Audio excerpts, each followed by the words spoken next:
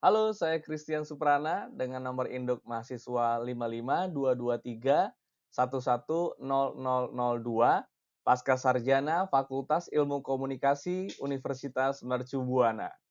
Pada kesempatan kali ini saya akan membahas dan mempresentasikan terkait kajian buku Media and Society An Introduction, the Third Edition, karya Michael O'Shaughnessy dan Jane Stadler. Pada kesempatan kali ini saya mendapatkan part yang pertama mengenai Getting Ready the Media and the Media Studies, Chapter 1 until Chapter 3. Dan kita akan memasuki pembahasan yang pertama, Chapter 1. Chapter 1, Defining the Media. Media mencakup seluruh sistem komunikasi modern, misalnya bioskop, televisi, surat kabar, majalah, dan iklan, atau radio, dan juga multimedia interaktif. Kita juga dapat memasukkan video game, komputer, ponsel, pager, SMS, dan internet. Mendefinisikan media tidaklah mudah karena media harus berubah seiring dengan perkembangan bentuk dan teknologi baru. Namun, ada sejumlah karakteristik perkembangan sejarah dan faktor penentu yang membedakan apa isi dari media tersebut. Dan hal ini membawa kita pada sebuah definisi. Michael O'Shaughnessy dan Jane Stadler dalam buku ini mengungkapkan media adalah industri media dan teknologi komunikasi yang terlibat dalam transmisi informasi dan hiburan antara pengirim dan penerima melintasi ruang dan waktu. Michael O'Shaughnessy dan Jane Stadler mengemukakan karakteristik media di antaranya. Yang pertama, media adalah sistem komunikasi antar manusia. Yang kedua, media menggunakan proses teknologi industri untuk menghasilkan pesan. Yang ketiga, media pada umumnya bertujuan untuk menjangkau khalayak luas atau digunakan oleh banyak orang, dan oleh karena itu terkadang media sebagai media massa yang beroperasi melalui produksi massal. Keberhasilan media juga seringkali dibangun berdasarkan popularitasnya. Yang keempat, media biasanya bertujuan untuk memungkinkan komunikasi lintas jarak antara orang-orang atau memungkinkan komunikasi di mana pengirim tidak perlu hadir karena komunikasi tersebut direkam dan kemudian ditransmisikan. Yang kelima, media ini disebut media karena secara harafiah berada di tengah atau merupakan rantai tengah dari proses komunikasi. Yang dikarenakan media ini berarti artinya tengah dalam bahasa Latin karena mereka adalah mekanisme yang menghubungkan pengirim dan penerima pesan. Dan yang terakhir, perkembangan media dipengaruhi oleh kepentingan komersial yang menyadari bahwa media merupakan industri yang berpotensi dan menghasilkan keuntungan yang besar. Jika dilihat dari sejarahnya, media besar pertama kali dalam kebudayaan barat adalah mesin cetak pada abad ke-16 yang menyebabkan reproduksi dan distribusi informasi dan juga hiburan melalui pamflet, buku, dan kemudian surat kabar. Produksi massal kertas inilah yang meningkatkan keluaran dari media itu sendiri. Dan pada akhir abad ke-18 dan juga ke-19, revolusi industri di Eropa menyaksikan bentuk-bentuk kekuasaan dan manufaktur baru yang mendorong perkembangan pesat teknologi percetakan. Pada saat yang sama, terjadi revolusi dalam sistem komunikasi, transportasi jalan raya, kereta api, dan juga perairan. Permintaan akan komunikasi informasi dan hiburan yang cepat meningkat seiring dengan meningkatnya tingkat melek huruf dan juga pertumbuhan penduduk. Kemudian pada paruh terakhir abad ke-19 dan paruh pertama abad ke-20 terjadilah ledakan yang lebih lanjut dalam sistem dan teknologi komunikasi yang telah mempengaruhi kehidupan kita sehari-hari dalam berbagai cara. Munculnya fotografi, film, rekaman suara, radio, dan kemudian televisi, perkembangan telepon dan telegraf, dan juga sistem perjalanan yang berubah dengan cepat, khususnya mobil dan pesawat terbang. Semuanya ini digabungkan untuk mengubah peta budaya manusia untuk selama-lamanya. Masyarakat yang tinggal di negara industri dan negara maju mulai menerima semua ini sebagai syarat dasar kehidupan manusia. Sejak tahun 1980, kita telah mengalami dan sedang menjalani revolusi lain dalam bidang komunikasi, berkat perkembangan teknologi baru, khususnya chip komputer. Komunikasi satelit dan kabel televisi digital, komputer, video game, realitas virtual, telepon seluler, dan internet kembali mengubah pola perilaku, cara mengakses pengetahuan, hiburan, dan cara memandang dunia serta berinteraksi satu dengan yang lainnya. Bagi banyak orang saat ini, media adalah sumber utama pengetahuan dan hiburan, serta merupakan bagian dari struktur kehidupan mereka. Namun, penting untuk dicatat bahwa terdapat kesenjangan global atau kesenjangan digital antara masyarakat yang memiliki akses media tanpa batas dan masyarakat yang tidak memilikinya. Perpecahan ini dapat terjadi dalam satu masyarakat di mana terdapat kesenjangan besar antara kaya dan miskin atau negara yang berbeda wilayah atau wilayah global yang berbeda seperti utara dan selatan. Pada pertengahan tahun 1990-an, diperkirakan 70% penduduk dunia belum pernah mendengar nada sambung atau menggunakan telepon. Banyak orang dan budaya yang masih belum memiliki akses pribadi terhadap televisi, komputer, atau telepon. Seiring perkembangan teknologi dan waktu, tentunya media juga ikut berkembang. Secara sosial ada tiga faktor penting dalam penentu perkembangan media. Yang pertama, peranan kreativitas manusia yang dapat mencakup penemu teknologi baru, seperti Thomas Alva Edison, dan praktisi teknologi tersebut, misalnya fotografer, juru kamera, sutradara film, dan komposer.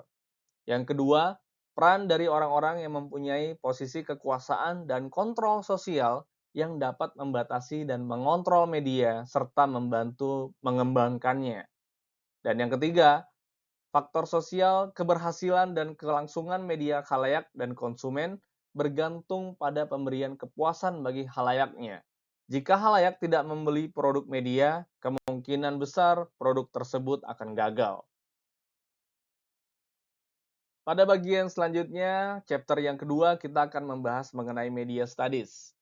Kajian tentang media ini bertujuan menganalisis peran media dalam masyarakat dan mempelajari teknologi media, institusi media, dan produksi, konsumsi, sirkulasi, dan konten teks media. Media berpotensi digunakan dalam berbagai cara, misalnya untuk meningkatkan pemahaman kita tentang kesenjangan global atau sebagai sarana pemungutan suara yang demokratis. Penggunaan aktual mengacu pada praktik media saat ini. Potensi kekuatan media serta regulasi dan kontrolnya merupakan kekhawatiran utama semua masyarakat masa kini. Poin-poin di dalam tabel di bawah ini menunjukkan sejumlah perbedaan pendapat umum yang mendukung dan menentang media. Semuanya mengandung kebenaran dan menyoroti banyak kekhawatiran studi media. Michael O'Shaughnessy dan Jane Stadler merangkum beberapa pendapat positif dan negatif tentang media itu sendiri. Yang pertama adalah beragamnya informasi budaya dan hiburan di media berkontribusi terhadap perkembangan pengetahuan populer. Masyarakat menjadi lebih sadar dan terdidik melalui media dibandingkan sebelumnya. Hal ini ditentang bahwa media menawarkan kepada orang-orang pola makan yang berulang-ulang dan hal-hal sepele yang tidak berguna. Yang kedua, media dapat menginspirasi dan mengembangkan kita, secara aktif mendorong kita untuk melakukan hal-hal yang baru dalam hidup kita. Namun, pendapat ini juga ditentang, media menjadikan kita sebagai pengamat pasif dan dengan demikian kita kehilangan kemampuan untuk berpikir dan bertindak untuk diri kita sendiri. Kemudian selanjutnya, media membantu kita mengeksplorasi dan mengembangkan pemahaman kita tentang seks dan kekerasan dengan menggambarkan sikap sosial dan mengundang kritik terhadap perilaku yang diwakili. Namun hal ini juga ditentang dengan pendapat media merusak dan memutarbalikkan anak-anak kita, melemahkan perasaan-perasaan kita dan emosi kita, dan mendorong perilaku seksual yang tidak bermoral, berperilaku kekerasan, dan oleh karena itu media perlu sensor yang ketat. Pendapat positif dan negatif berikutnya adalah media merupakan media yang jujur dan informatif, serta memberikan kontribusi besar terhadap demokrasi dan akuntabilitas sosial, serta memberikan kita sebuah jendela di dunia. Namun hal ini ditentang dengan pendapat media adalah serangkaian konstruksi palsu yang melayani kepentingan politik minoritas. Yang kedua, media bersifat demokratis dan memungkinkan semua orang bersuara di dunia ini. Namun hal ini juga ditentang, media melayani kepentingan komersial dan sepenuhnya dikendalikan oleh perusahaan multinasional dan pengiklan. Selanjutnya, media memungkinkan kebebasan berpikir dan berpendapat untuk disebarluaskan. Namun hal ini juga ditentang dengan pendapat media bertugas mengendalikan kesadaran kita sehingga kita mengendalikan siapa kita dan bagaimana kita berpikir. Akses kita terhadap media pun sangat terbatas.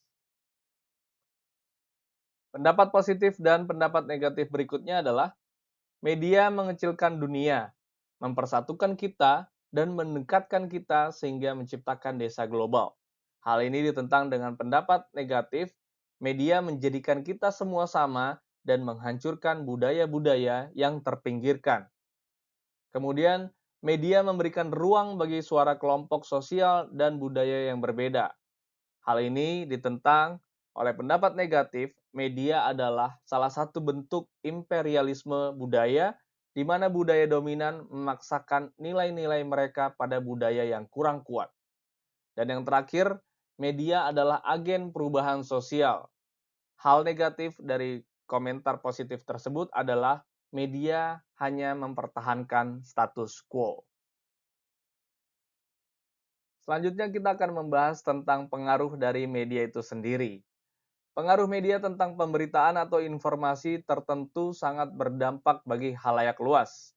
Dampak yang ditimbulkan terhadap pengaruh tersebut bisa menjadi dampak yang positif maupun dampak yang negatif, tergantung dari sisi penerima pesan atau komunikan. Seperti halnya contoh anak-anak usia 6 tahun yang sering menonton tayangan WWF SmackDown tanpa pengawasan orang tua. Mereka akan terpapar kekerasan yang mereka lihat dari tayangan tersebut, dan mereka contohkan di dunia nyata kepada teman mereka ataupun diri mereka sendiri. Jika ditelaah lebih lanjut, sebenarnya tayangan tersebut adalah hiburan yang dilakukan oleh pegulat profesional dengan memperhitungkan tindakan mereka agar terlihat bagus di layar kaca. Namun, kesalahan interpretasi dari anak-anak ini menyebabkan pengaruh negatif dari tayangan tersebut. Lain halnya dengan yang terjadi pada remaja yang sering menonton tayangan komedi atau lawak. Dengan terus terpapar tayangan seperti itu, bukan tidak mungkin pengaruh yang timbul dalam dirinya adalah sikap yang humoris dan penuh tawa. Ia pun dapat membaur ke semua kalangan teman-temannya dengan sikap tersebut. Hal yang didapat dari tayangan ini merupakan hal yang positif yang membentuk diri remaja tersebut di kehidupan sosialnya. Saat ini semakin berkembangnya media, budaya anak muda semakin terbentuk untuk mengidentifikasi tren yang muncul dan kemudian menggunakan media untuk memasarkan fenomena subkultural yang mereka temukan. Tujuan mereka adalah untuk memanfaatkan aura keren dan menciptakan hubungan antara aura tersebut dengan merek tertentu. Selanjutnya, kekhawatiran mengenai penggunaan media secara politis.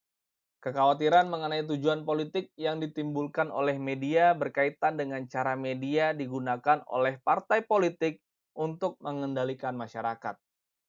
Seringkali ada argumen bahwa harus ada kontrol terhadap media agar tidak disalahgunakan.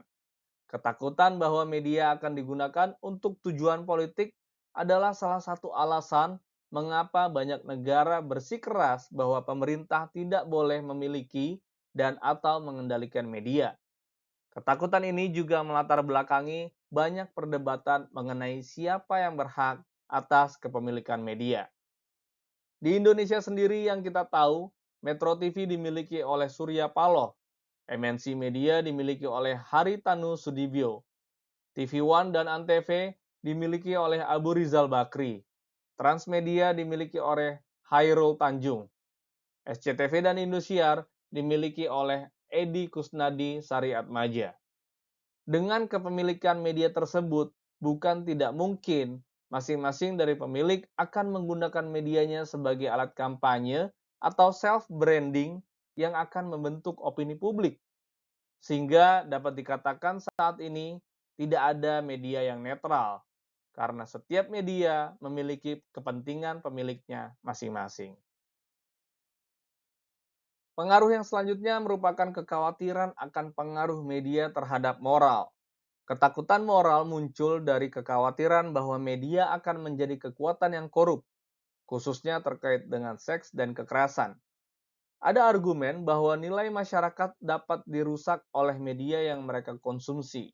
Hal ini menyebabkan kepanikan moral yang cenderung berfokus pada dampak konsumsi media terhadap generasi muda, karena mereka dianggap kurang memiliki pengalaman untuk membuat penilaian yang masuk akal dan kurang mengembangkan kemampuan kritis untuk memposisikan fiksi atau konten media lainnya dalam kaitannya dengan realitas eksternal.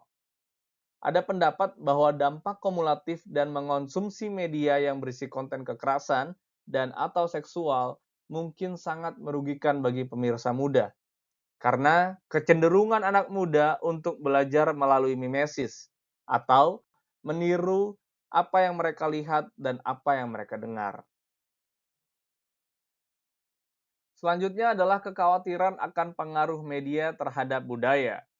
Ada pihak-pihak yang khawatir media akan merendahkan nilai budaya suatu masyarakat karena apa yang mereka produksi terlalu remeh atau dangkal. Budaya rendahan atau budaya populer adalah apa yang dikonsumsi masyarakat luas itu ditemukan di majalah, novel, bioskop populer, dan di televisi. Kritikus terhadap budaya rendah mencemoohnya sebagai hal yang merendahkan moral dan sederhana. Secara tradisional, budaya rendah telah direndahkan sebagai budaya rendahan dan berpotensi merusak. Dan fakta bahwa budaya rendah merupakan produk media massa digunakan untuk meremehkannya. Namun sejak 1970-an, telah banyak kajian budaya populer dalam studi media. Hal ini terutama disebabkan oleh kebutuhan untuk memahami dinamika besarnya halayak media yang tertarik pada budaya populer. Jika demikian, banyak orang yang mengkonsumsi teks media penting untuk memahaminya. Namun hal ini juga merupakan upaya kita untuk memvalidasi budaya populer dan hindari melabelinya sebagai suatu yang inferior terhadap budaya tinggi. Hal ini tentu memerlukan bagaimana studi media sebagai suatu disiplin akademis telah berkembang. Berbagai jenis penelitian terkait media telah dikembangkan di Amerika dan Eropa. Di Amerika Serikat, sebagian besar penelitian media dilakukan oleh sosiolog dan psikolog yang tertarik mencoba mengukur dampak media. Penelitian mengenai dampak telah dilakukan secara ekstensif, namun hasilnya bertentangan karena dampak media sangat sulit untuk diukur. Tampaknya satu-satunya kesimpulan yang dicapai adalah bahwa tidak mungkin mengukur dampak langsung karena media hanyalah salah satu komponen dari rantai faktor penyebab yang sangat kompleks, seperti contoh pola asuh penonton, kelas sosial, pendidikan, prasangka pribadi, dan pengalaman, dan seterusnya. Bidang penelitian media yang signifikan sebagian besar berasal dari Amerika, tertarik untuk menjelaskan cara kerja komunikasi di media dengan berfokus pada bentuk-bentuk komunikasi media. Rumusan Harold Laswell pada tahun 1960 menjadi dasar bagi banyak pekerjaan selanjutnya. Hal ini tentu masih berguna sebagai permulaan. Bagaimana kita dapat menjelaskan proses komunikasi manusia, titik untuk berpikir tentang apa itu komunikasi. Laswell menunjukkan secara diagramatis bagaimana rantai komunikasi menunjuk pada berbagai bidang penelitian media. Dengan rumusan, siapa berkata apa, dengan media apa, kepada siapa, dan efek apa yang terjadi. Elemen-elemen media di dalamnya adalah komunikator, pesan, media, komunikan, dan efek. Jenis penelitian media yang dapat kita teliti adalah menggunakan studi kasus, analisis konten atau isi, analisis media, analisis audiens, dan analisis efek. Selanjutnya kita masuk ke chapter yang ketiga, What do the media do to us? Michael O'Shaughnessy dan Jane Stadler telah merangkum bagaimana cara kerja media. Yang pertama, media menunjukkan kepada kita seperti apa dunia ini. Mereka ingin memahami dunia untuk kita. Proses representasi, interpretasi, dan evaluasi merupakan hal yang sangat penting bagi media.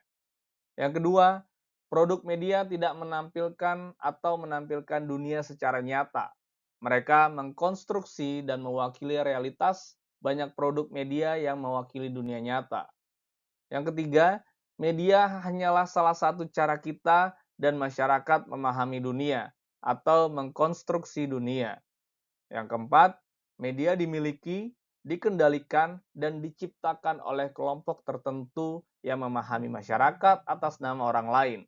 Pemilik atau manajer bisnis, personel kreatif, sutradara, juru kamera, dan sebagainya. Yang kelima, kebutuhan popularitas. Sebagai penawar terhadap anggapan bahwa ada elit yang berkuasa yang bertanggung jawab atas media tersebut. Perlu diingat bahwa media harus mampu menjual dirinya dengan sukses kepada sejumlah besar masyarakat. Apakah media merefleksikan atau mempengaruhi dunia? Secara tradisional ada dua model yang diusulkan sebagai cara untuk memahami hubungan antara media dan masyarakat. Yang pertama menunjukkan bahwa media mencerminkan realitas, nilai-nilai, dan norma-norma masyarakat. Jadi, jika kita ingin mempelajari suatu masyarakat, kita dapat beralih ke medianya, seperti contoh film, novel, serial televisi, majalah, dan cerita populer. Mereka akan mencerminkan kepada kita apa yang orang rasakan dan pikirkan, bagaimana mereka berperilaku, dan sebagainya. Media bertindak sebagai cermin masyarakat atau jendela dunia yang dapat digunakan sebagai sumber daya untuk memahami masyarakat. Model yang kedua menyatakan bahwa media mempengaruhi cara orang berpikir, percaya, dan berperilaku. Media membangun nilai-nilai kita dan mempunyai pengaruh langsung terhadap tindakan kita. Media sebagai cerminan masyarakat.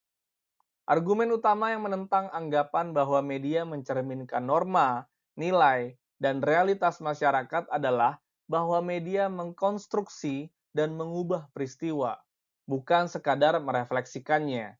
Sebagai contoh, kita pikirkan peristiwa yang terjadi di dunia nyata, namun disajikan secara luas di media. Contohnya seperti pemakaman Lady Diana, upacara Academy Awards, Olimpiade, Piala Dunia, dan Piala Melbourne.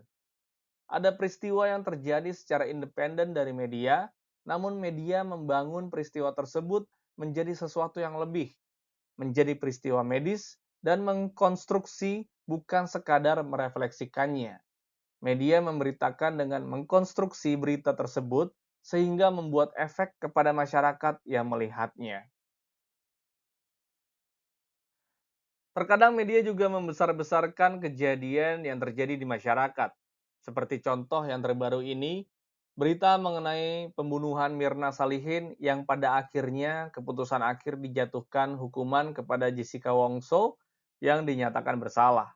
Namun belakangan ini muncul film dokumenter Netflix tentang kejadian ini, menyatakan siapa Jessica dan Mirna ini sebenarnya. Mengapa kasus yang terjadi di 2016 silam menjadi besar padahal mereka bukan pejabat atau bukan public figure? Dan tersirat dalam dokumenter tersebut apakah Jessica bersalah atau tidak.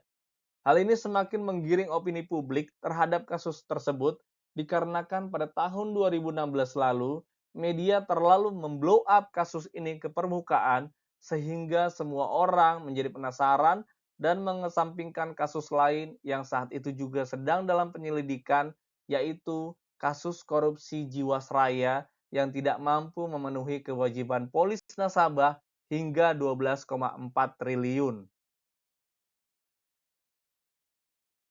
Dan akhirnya kita masuk ke dalam kesimpulan.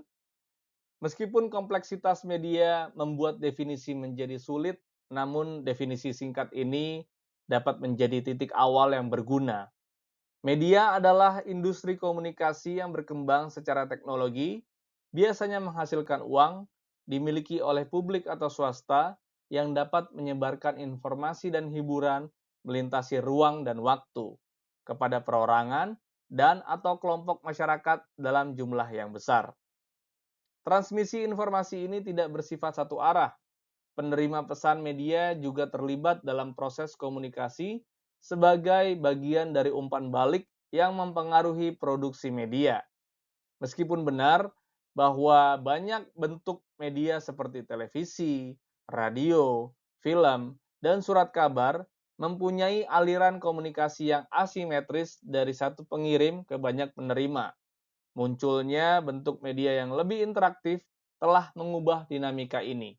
Bahkan di televisi, radio, dan surat kabar, penonton menyumbangkan sesuatu pada pertukaran komunikatif, terutama melalui proses pembangunan makna, namun juga diimbangi dengan penelitian, SMS, email, komentar balik, surat kabar kepada editor, dan juga mekanisme umpan balik, dan lain-lain. Media mempunyai kecenderungan untuk memahami dunia dari sudut pandang tertentu. Sebagai cara untuk memahami aspek ganda media, dalam model ini produser media, teks media, dan halayak media dipisahkan dari akal sehat populer. Para produser media dalam mengkonstruksi gambar dan cerita mereka mencerminkan berbagai gagasan dan keyakinan sosial yang dianut oleh kelompok sosial yang berbeda.